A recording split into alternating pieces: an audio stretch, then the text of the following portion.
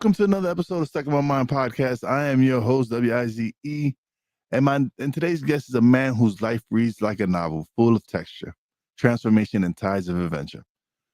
Joseph Descans is a freelance writer, editor, writing coach, certified arborist, contractor, and cat rescuer, and a former professional surfer. But more than anything, he's a deeply thoughtful storyteller rooted in San Diego, where he raises his 4 children.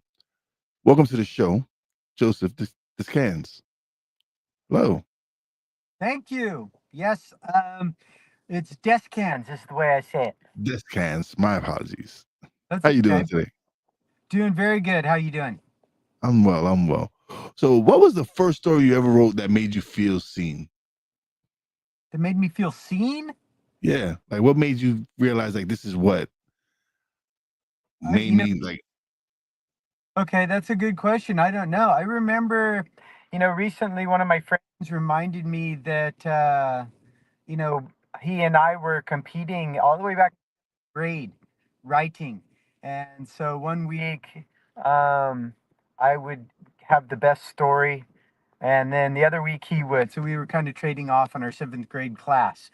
And so that's when I first kind of got the feel for writing, that I loved writing, and and that I had a voice. Just all the way back in seventh grade. awesome. So, how does surfing relate to your relate to writing for you, and are there parallels between the two? And writing. Well, I guess one of my biggest stories, my first kind of big story, was when I shattered my femur surfing in Mexico. And so I shattered my femur, my left femur, about my knee, 1,300 miles down from the San Diego border. And I survived to tell about it. It was quite a harrowing experience. I got to the Tri City. I broke my leg at night about down in Mexico. And they really didn't have the ability to take care of me in Mexico. And so um, my parents put together a plane that came and got me. And I arrived at the Tri City Hospital in Vista at about 1 o'clock in the afternoon. And when I got there, the doctor said that I was an hour away from either dying or losing my leg. And so, pretty dramatic experience. And so then I wrote the story, and it got in the local papers and stuff like that, and in the school paper. I was going to Point Loma Nazarene University, and so that was kind of my first big story, and it was a surf story. Awesome. What so as I said earlier in the beginning, you're a cat rescue guy. What's the wildest cat rescue story you've ever experienced?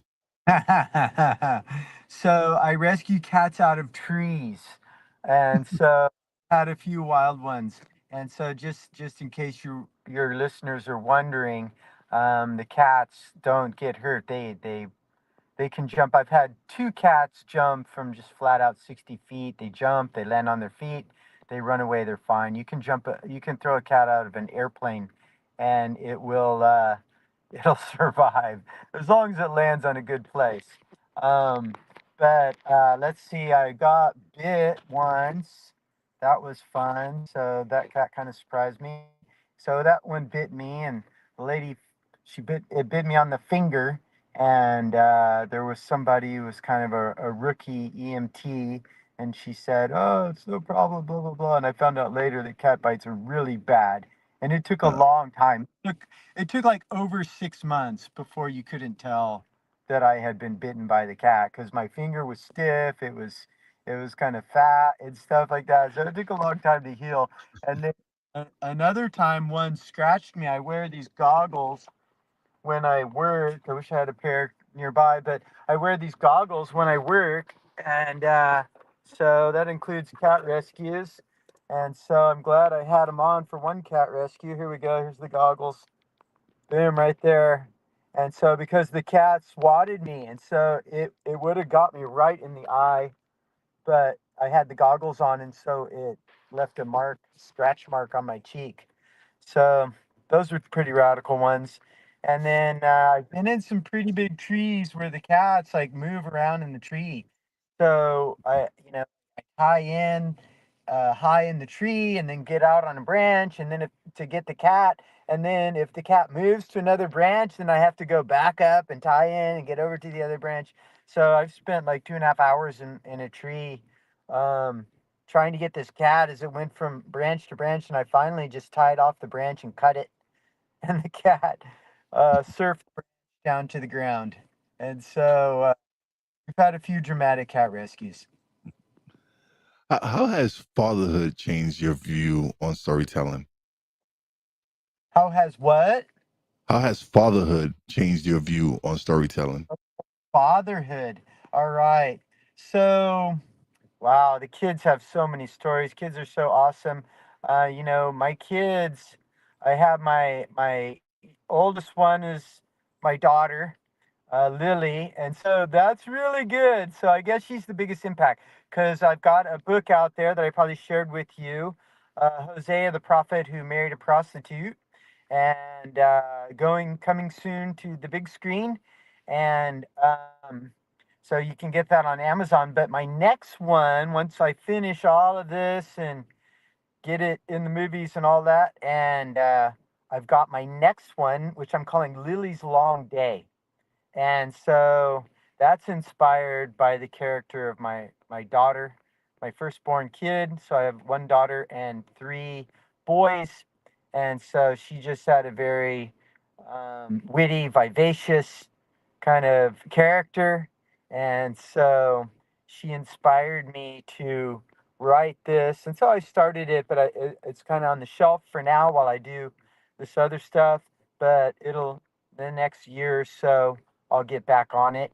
And so that's the biggest inspiration right there. But I have my oldest son, Giuseppe. He's really cool. He's pretty industrious guy. And then I have my two youngest boys, and they're like growing up, they were like otters.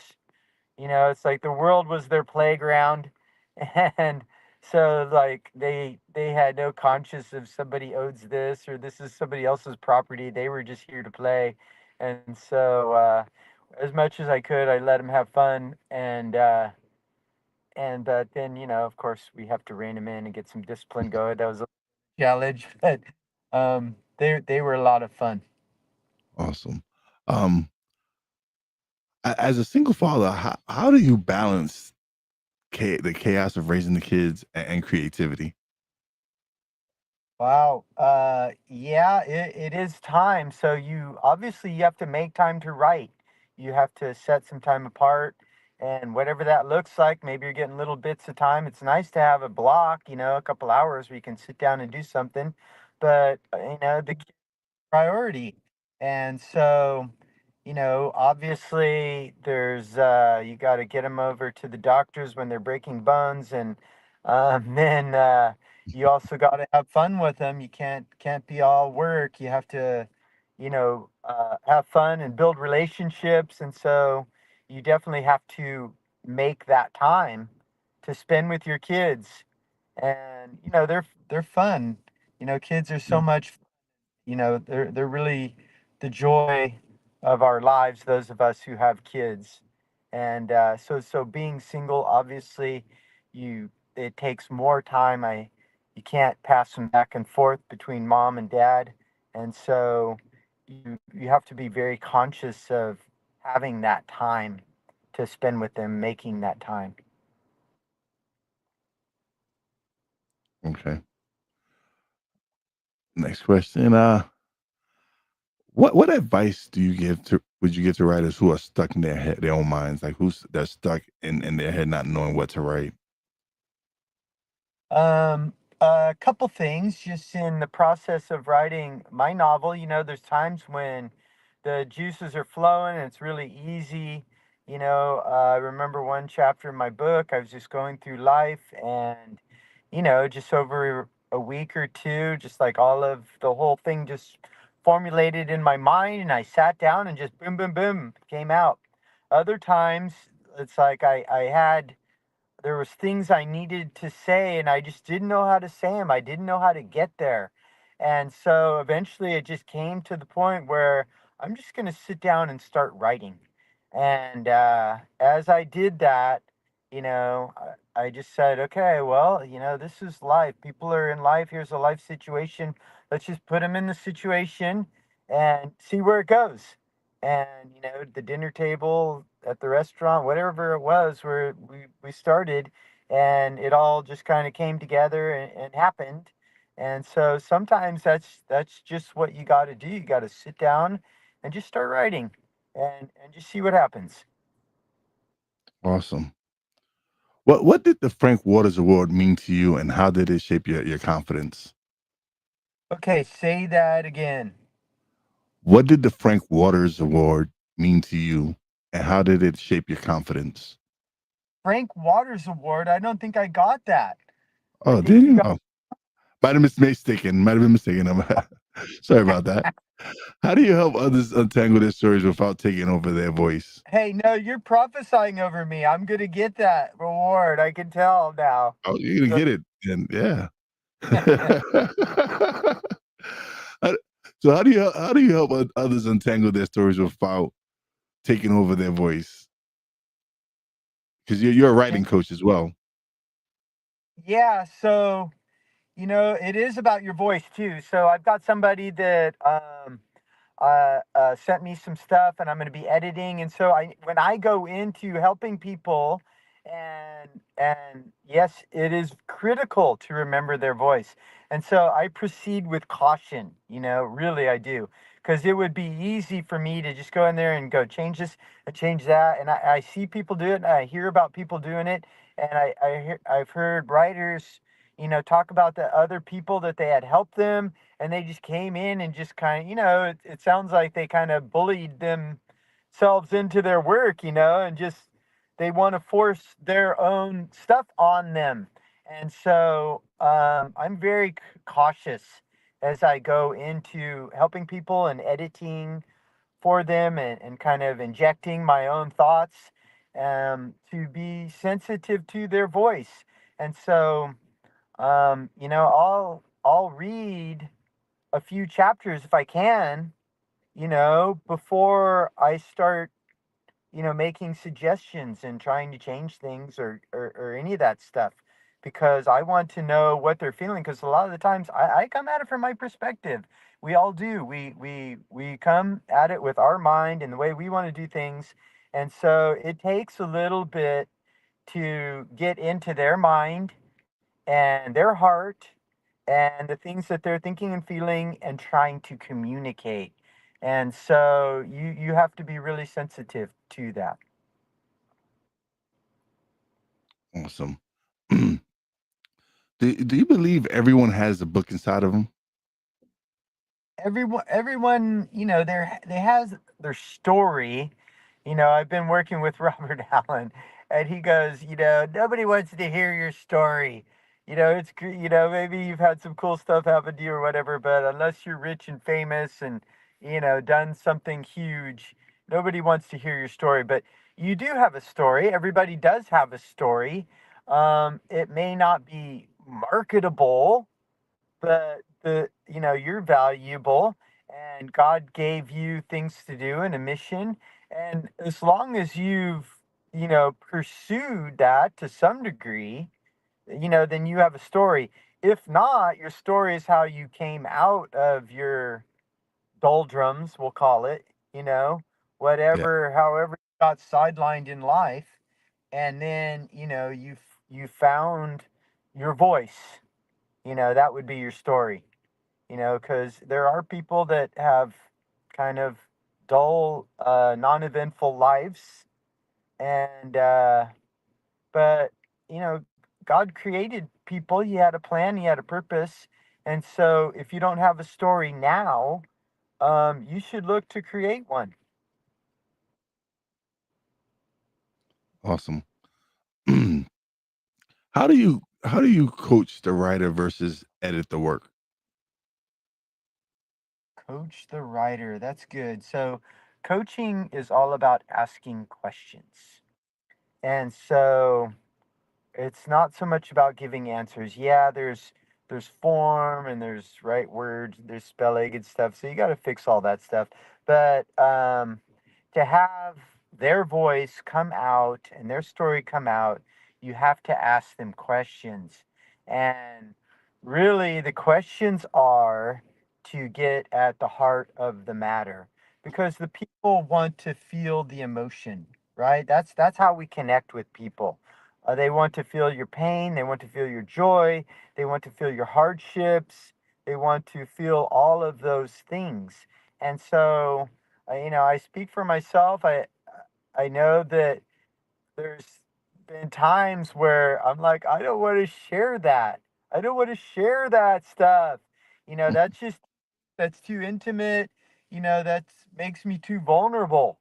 And so you have to get over that to some degree. Some things you just can't share. But for the most part, um, the challenges, the difficult things, the hurts, the pains, um, those are the things that people want to hear about, and especially how you got through that.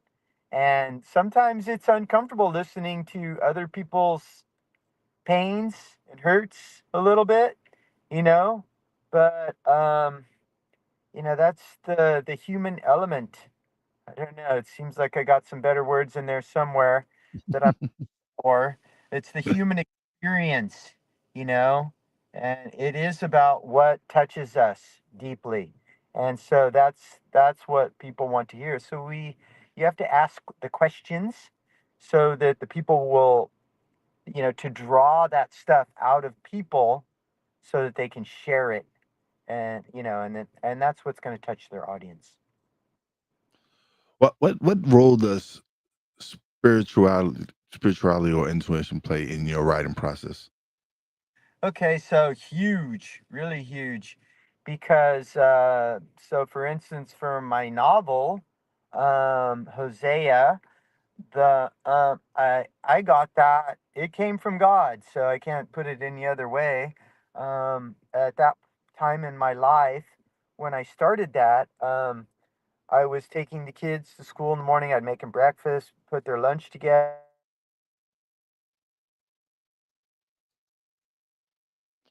All right, people, we're having a little bit of technical difficulties. Hopefully, Joseph join us again shortly.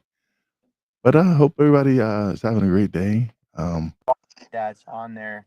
Uh, anyway, so I would pray and read the word. Sorry about that. On this It's all good. day, I was praying. I prayed.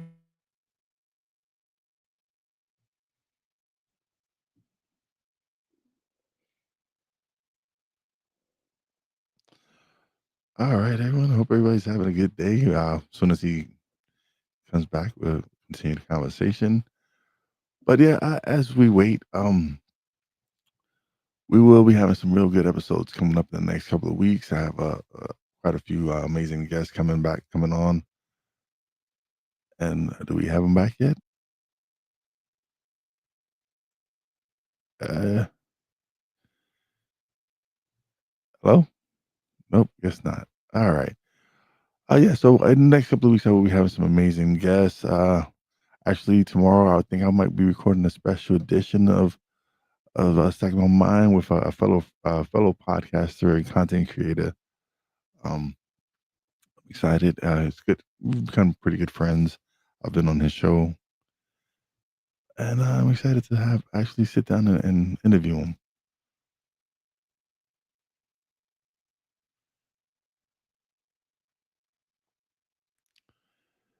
This is part of it, man. Things happen.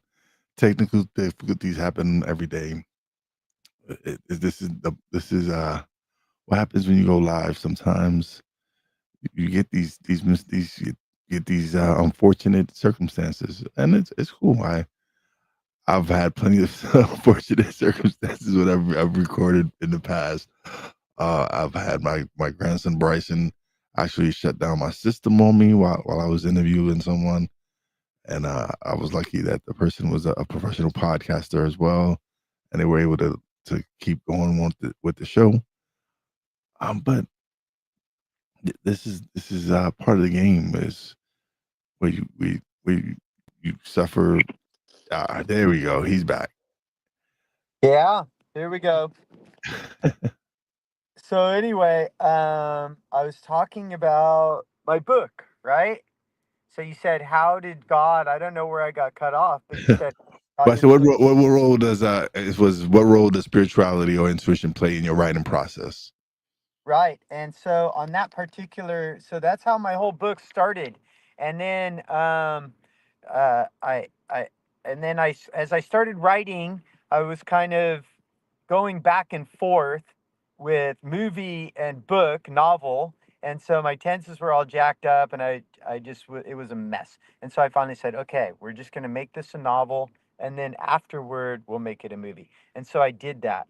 And then that helped a lot. And then I got to a point where I got stuck, and kind of touching on some of the stuff before, like as I was writing, I was trying to make Hosea, um, I was trying to protect him because we protect ourselves, right?